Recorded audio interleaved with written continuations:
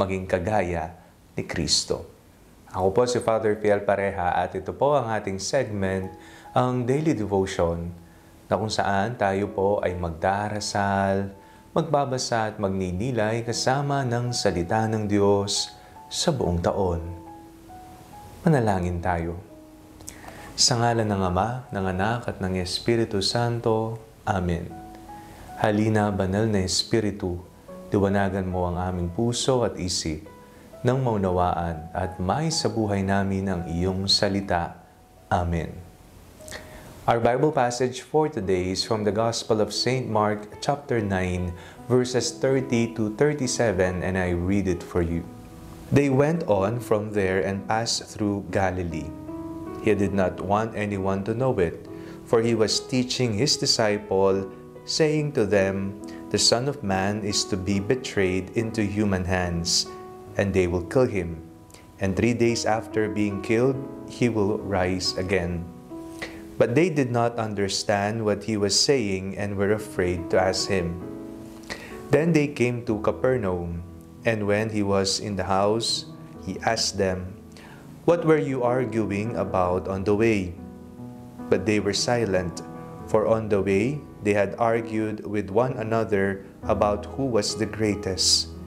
He sat down, called the 12, and said to them, "Whoever wants to be first must be last of all, and servant of all." Then he took a little child and put it among them, and taking it in his arms, he said to them, "Whoever welcomes one such child in my name welcomes me, and whoever welcomes me welcomes not me, but the one who sent me." Tayo pong lahat ay may ambisyon sa buhay. Nagkakaiba-iba lamang yan, depende po sa ating edad, maging sa ating karanasan at konteksto. Ikaw, ano ang ambisyon mo sa buhay? Ang ating pong Panginoong Jesucristo ay mayroong ambisyon para sa atin. Ano po yun? Ang maging katulad natin ang Diyos. Sa ating pong binasang Ebanghelyo, mayroon pong isang paalala sa atin ng Diyos.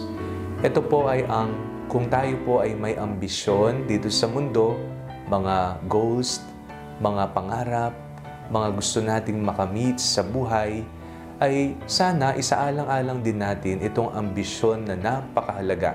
Ano po yun? To be like Jesus.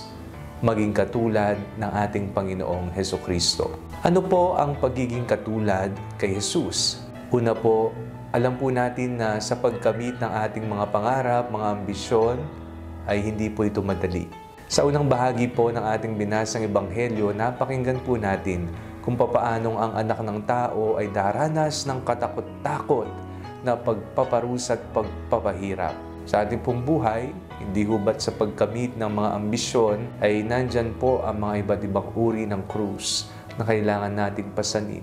Nandyan din po ang mga nagiging sagabal sa pag-abot ng ating mga pangarap. Pero katulad ni Jesus, hindi siya sumuko. Tandaan po natin na ang ating kaligtasan ay hindi natapos sa krus, bagkus ito'y nagpatuloy sa muling pagkabuhay. Paano pa natin magiging kahalintulad ang ating Panginoong Jesucristo? Ito po'y binanggit niya sa kahuli-hulihan ng Ebanghelyo. Maging kagaya ng mga bata. Hindi po maging isip bata, kundi tayo po ay magkaroon ng kababaan, tayo ay maging inosente, tayo ay marunong magpatawad dahil ang kaharian ng Diyos ay para sa mga taong katulad ng mga bata. Habang tayo po ay tumatanda, napapansin niyo po ba ang inyong sarili?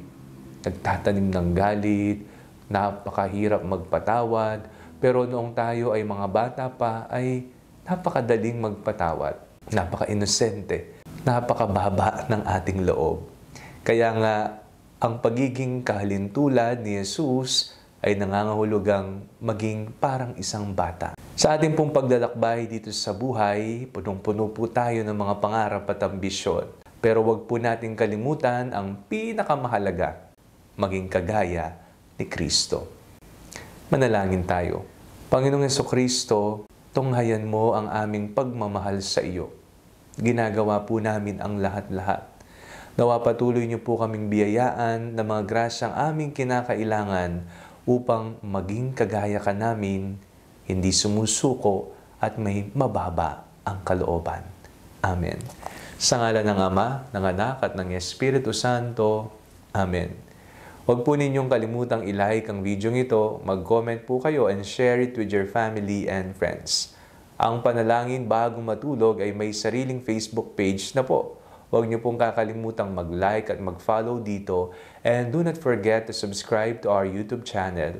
I-click niyo lamang po ang link na nasa description ng video ito, o kaya naman po i-just search Father Fiel Pareha. God bless you po.